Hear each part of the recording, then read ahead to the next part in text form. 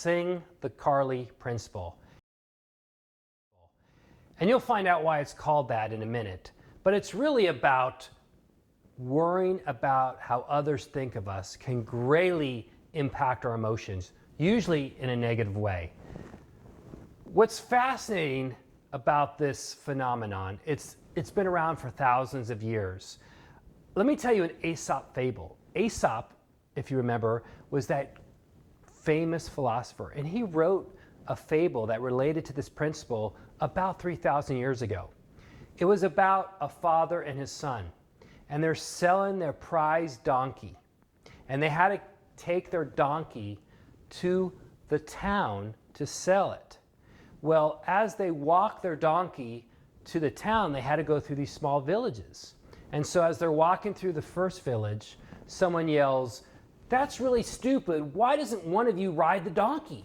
So the young boy gets on the donkey, and now the man is carrying the donkey, pulling the donkey while the son's riding it. They get to the next village, and someone yells, "Why is one of you riding the donkey? Why don't you both ride the donkey?"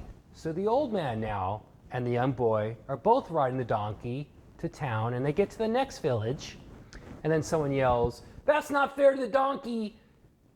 You're weighing down the donkey. You should carry the donkey." So they decide to get off the donkey. They put him on a pole. Now they're carrying the donkey to the town. And they get to this bridge, and the donkey hated it. And he kicked off the pole, fell into the water, and drowned. And that's the Aesop fable. And the moral of the Aesop fable is stop worrying about what other people think of you, or you're going to lose your prized possession. And that's been around for 3,000 years. So really it's a human condition for us to worry about how other people think of us. But it can be devastating. Remember the chapter's called Sing the Carly Principle? Well, there's a famous story about Carly Simon, the famous singer.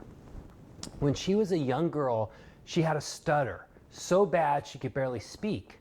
She would stutter so bad she didn't even want to go to school.